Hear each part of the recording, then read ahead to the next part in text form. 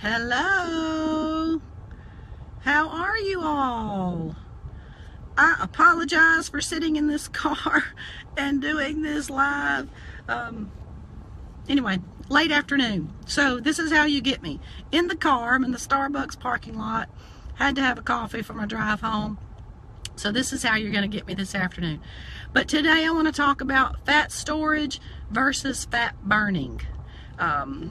That's kind of a big deal, and it can stump your weight loss, and we don't really think about it a lot of times. We're too busy thinking about calories in, calories out, counting the points, and this is completely opposite of what you're used to. I was talking to somebody earlier today, and it's just a mindset thing that we have to lose our old way of thinking, but it's just how society has taught us how to quote-unquote diet.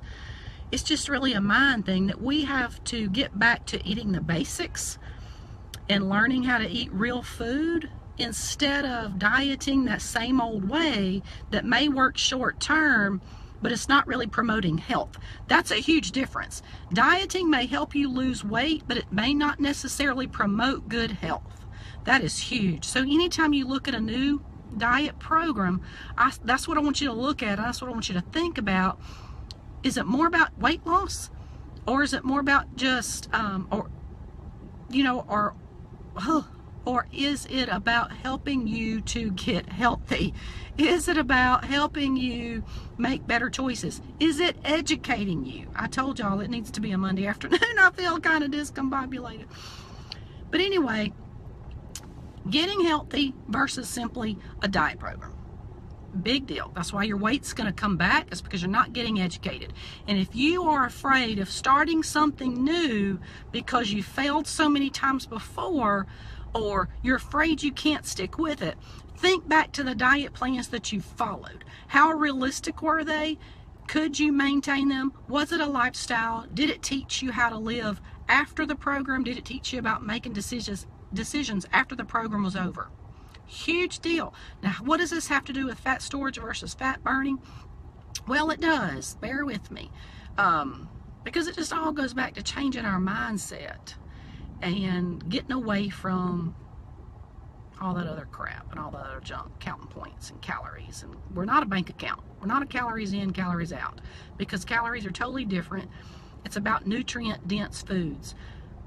Anyway, that's another live broadcast, and we will touch on that later. Fat storage versus fat burning. It can plateau you. It can stump your weight loss. You can be doing everything that you think is perfect, eating the right foods and whatnot. But this is kind of a weird thing, but it's the truth. It's the timing. It's how we pair our foods, and how the timing. You remember how I've told you about protein and fiber? That's part of it. So let's back up a little bit and talk about sugar. Sugar's gotten a bad rap here lately. Sugar's not necessarily the evil, because we've got to have sugar for our energy. Carbs, turn to sugar. Most foods turn to sugar in our body because it's our energy source, and it's natural. The problem with sugar is that it's too much, or in excess, okay? It gets to be too much whenever your liver stores fill up. Think about it as a gas tank. It overflows. Your liver's glycogen stores fill up, and it just can't hold anymore. That's whenever that sugar is going to convert to fat. Think about also that insulin release that we've talked about. Whenever we spike our sugar, insulin is just continuing to be released, and that insulin, just a constant state of just insulin release from the pancreas, again, it causes fat storage and causes a lot of other problems. So sugar's not necessarily the evil, it's just too dang much of it. We are eating too much of it. And it's no wonder, because sugar is more addicting than stinking cocaine is in our brain. That's why we detox, is because it's literally a detoxification and a withdrawal of coming off of that sugar, because it's just like stinking cocaine in our brain. That's the addicting properties it has. So And I'm sorry, my phone is kind of shaky. I'm in the car, remember, I'm in the car. Anyway, so what we want to do is learn how, again, to keep your blood sugar balanced. And in turn, will keep your body in a fat burning mode instead of a fat storage mode.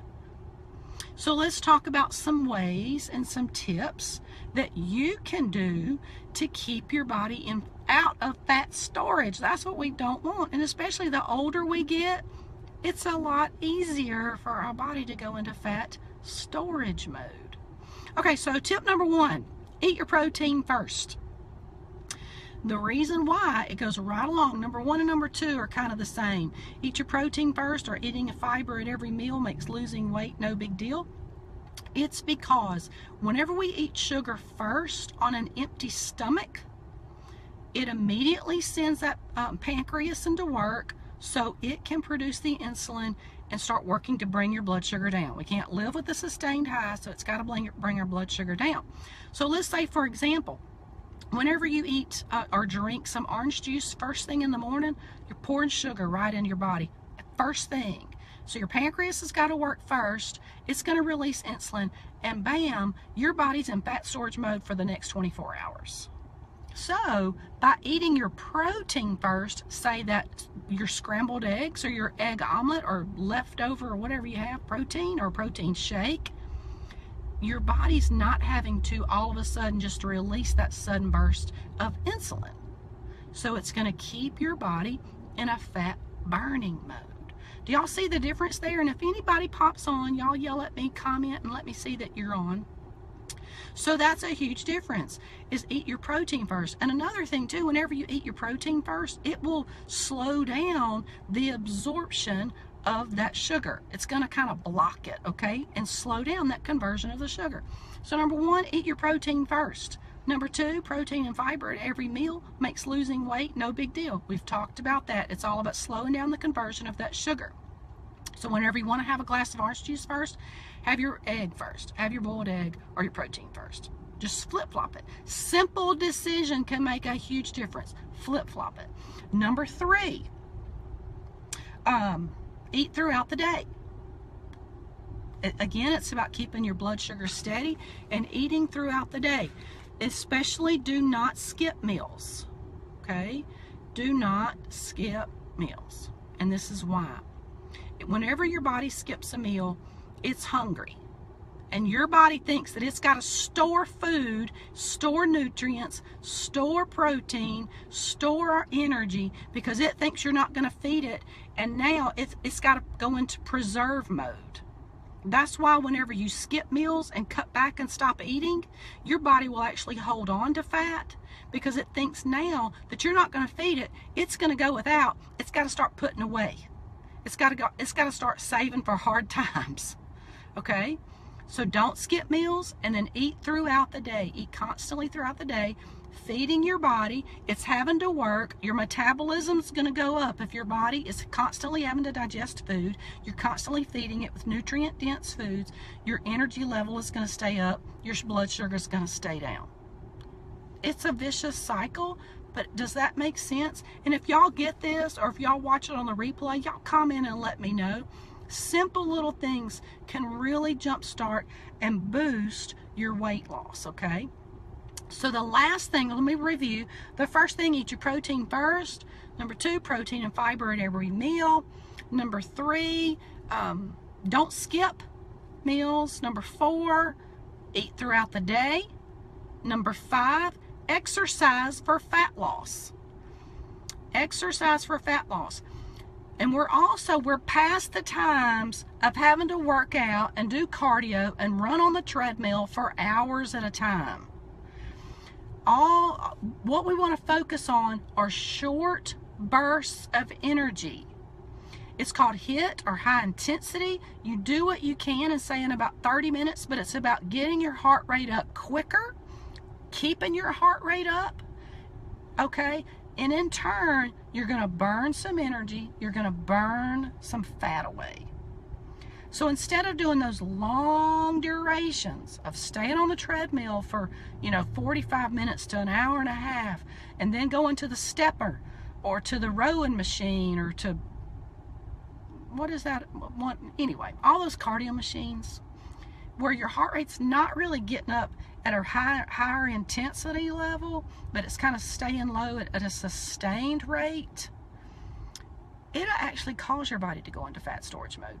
Again, that's another broadcast, and we'll go into that later.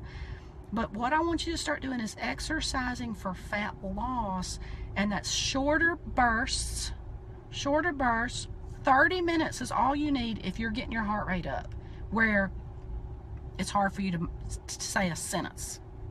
If you can run on the treadmill for an hour and still have a conversation with the girl next to you, it ain't doing you a bit of good, okay? It'll actually damage your weight loss, it'll slow it down, and it will slow down your metabolism. So start thinking in shorter bursts, 30 minutes, higher intensity, get your heart rate up so where you can't carry on a conversation.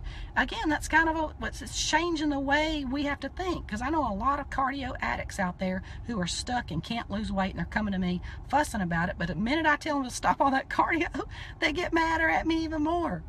But again, it's just a mindset thing. So real quickly, review. It's about keeping your blood sugar steady. It's about eating throughout the day, eating your protein and fiber. It's about eating your protein first instead of drinking that glass of orange juice first. Okay, it's about not skipping meals. Skipping meals is the worst thing you can do. It's going to reverse every effort that you're trying to do. And it's about exercising for fat loss. So y'all shoot me some questions if you have anything. Again, I apologize for being in this car and my phone is shaky all over the place, but I hope you get something out of it. I hope you're enjoying being a part of the group. I hope you're reaching your goals. I'm here for you if you need me. Let me know if I can help you with anything, and I will see y'all again soon.